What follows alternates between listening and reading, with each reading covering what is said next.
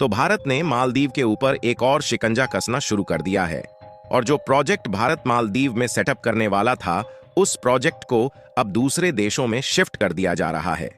भारत ने हाल ही में कुछ प्रोजेक्ट श्रीलंका और नेपाल में भेज दिए हैं, जो कि मालदीव में सेटअप किया जाना था। और जिस तरह से मालदीव अपने तेवर भारत को दिखा रहा है, उससे भारत मालदीव को होने वाले फूड प्रोडक्ट के एक्सपोर्ट भी बंद कर सकता है। यानी भारत जो अभी तक मालदीव की मदद करता आया था, उसने भारत से ही पंगा ले लिया है। वैसे मालदीव एक छोटा सा देश है और भारत मालदीव को आटा, दाल, चावल एवं अन्य सभी फूड प्रोडक्ट के साथ साथ टेक्सटाइल, वुडन और प्लास्टिक प्रोडक्ट भारत ही मालदीव को एक्सपोर्ट करता है। एक रिपोर्ट के मुताबिक भारत की पुणे गैस मालदीव में एलपीजी यानी कि लिक्विड पेट्रोलियम गैस के लिए इंफ्रास्ट्रक्चर तैयार करने वाली थी, लेकिन भारत और मालदीव के बढ़ते विवाद के कारण इस प्रोजेक्ट को अन्य देशों में शिफ्ट कर दिया जा रहा है, जिसमें पुणे गैस अमेरिका, श्रीलंका और नेपाल जैसे देशों में जॉइंट वेंचर के साथ इंफ्रास्ट्रक्चर तैयार करने वाली है। अगर देखा जाए तो ज्यादातर नेचुरल गैस रसिया, कतर और यूएई जैसे देश एक्सपोर्ट करते हैं, जिससे भारत भारी मात्रा में रूस और कतर से नेचुरल गैस खरीदता है। लेकिन इस समय नेचुरल गैस को भारत में ले आने में समस्याएं आ रही हैं और अमेरिका ने रसिया पर सेक्शंस भी लगा दिए हैं, जिससे वह भारत को सीधे गैस एक्सपोर्ट नहीं कर पा रहा। लेकिन इसी बीच भारत ने एक बड़ी मात्रा में फायदा उठाने का तरीका निकाल लिया है, जिससे मालदीव जैसे देशों के खाने के लाले पड़ सकते हैं। पूरी डेवलपमेंट क्या है इस वीडियो में समझते हैं, लेकिन आगे बढ़ने से पहले भारत जिस तरह से मालदीव को ठिकाने लगाने की नई तैयारी कर रहा है, इसके लिए इस वीडियो को एक लाइक करके चैनल को सब्सक्राइब जरूर कीजिएगा। असल में मेन खबर यह है कि जब से मालदीव के राष्ट्रपति चीन का दौरा किए हैं, तब से मालदीव के राष्ट्रपति मोहम्मद मुइज्जू भारत को अपने तेवर दिखाने शुरू कर दिए हैं। हालांकि मोहम्मद मुइज्जू भारत विरोधी पहले से ही माने जाते हैं, क्योंकि जैसे ही राष्ट्रपति बनते हैं, भारतीय सैनिकों को बाहर निकालने की प्रक्रिया शुरू कर देते हैं। और उनकी दूसरी सबसे बड़ी गलती यह थी कि ये भारत से मिलने के बजाय चीन और तुर्की जैसे देशों की यात्रा करते हैं, जबकि भारत मालदीव की हर कठिन से कठिन परिस्थितियों में पहले भी मदद करता आया था। यहां तक कि साल 2014 में जब मालदीव के डिसैलिनेशन मशीन यानी कि समुद्र से पानी फिल्टर करने वाली एक बड़ी मशीन में आग लग गई थी, तो उस समय भारत ने वाटर ऑपरेशन शुरू करके एक बड़ी मात्रा में मालदीव में पानी पहुंचाया था। वैसे तो मालदीव की जिन कठिन परिस्थितियों में भारत ने मदद की है, उसको भूलना नहीं चाहिए, लेकिन मालदीव अब उसे भूल चुका है। लेकिन जब मालदीव ने भारत के द्वारा किए गए एहसान को भुला दिया है, तो भारत भी अब मालदीव से दूरियां बनाना शुरू कर चुका है। अभी तक तो मालदीव और भारत का विवाद केवल इन्हीं दोनों देशों के बीच था, लेकिन जब से मालदीव के राष्ट्रपति मोहम्मद मुइज्जू ने चीन के साथ मिलकर भारत के खिलाफ 20 एग्रीमेंट पर समझौते किए, तब से भारत और मालदीव का विवाद और ज्यादा बढ़ना शुरू हो गया। आपको बता दें कि मालदीव के राष्ट्रपति जब चीन गए हुए थे, तो उन्होंने चीन के साथ 20 एग्रीमेंट को साइन किए हैं।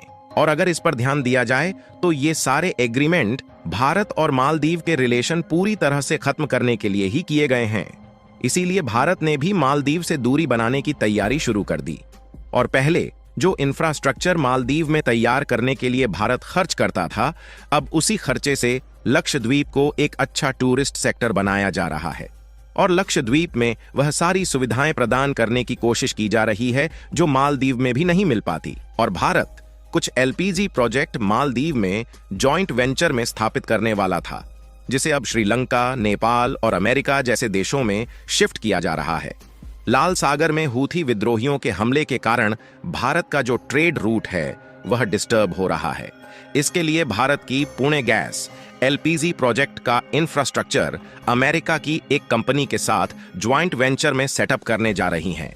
इससे जो अमेरिका में नेचुरल गैस है, उस पर आसानी से काम करके एलपीजी में कन्वर्ट किया जा सकेगा और इससे भारत को एक बड़े लेवल पर फायदा होने जा रहा है।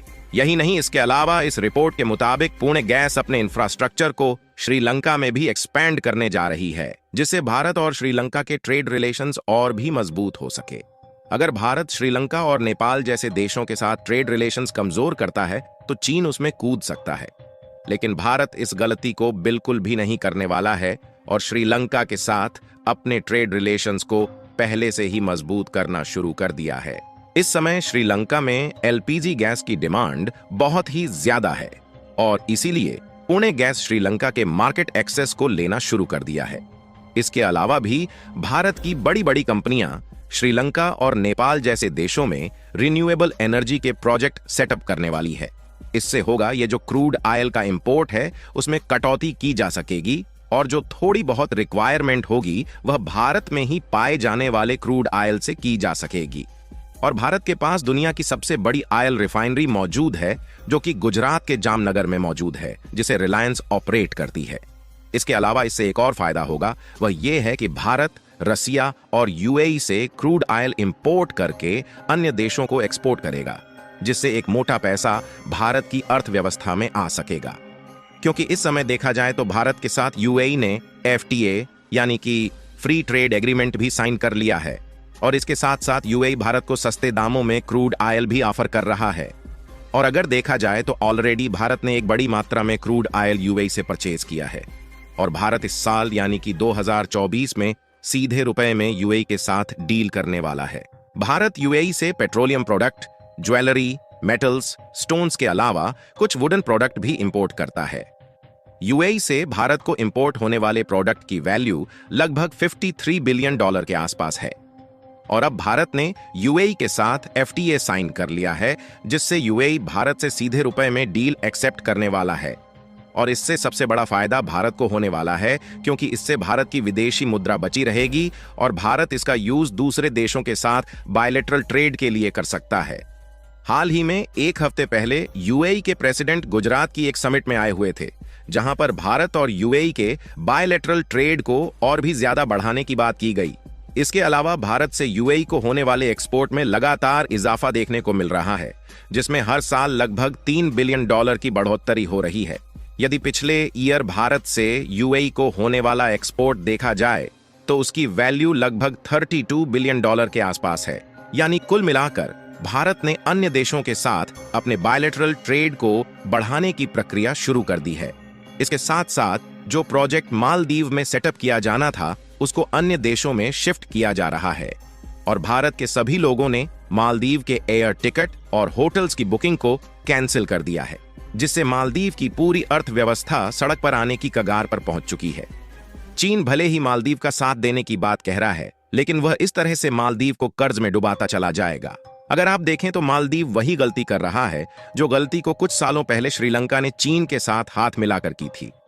बाकी आपको क्या लगता है कि जिस तरह से तैयारियां लक्षद्वीप में चल रही हैं, भारत मालदीव से भी अच्छा टूरिस्ट सेक्टर बना पाएगा या नहीं? अपनी राय कमेंट में जरूर बताएं। मालदीव के खिलाफ भारत के इस शानदार कदम के लिए वीडियो को एक लाइक जरूर करें और अपने मित्रों तक वीडियो को शेयर जरूर करें ताकि उन्हें भी जानकारी मिल सके। साथ ही इसी तरह और भी नॉलेजेबल वीडियो देखने के लिए चैनल को सब्सक्राइब जरूर करें। जय श्री राम।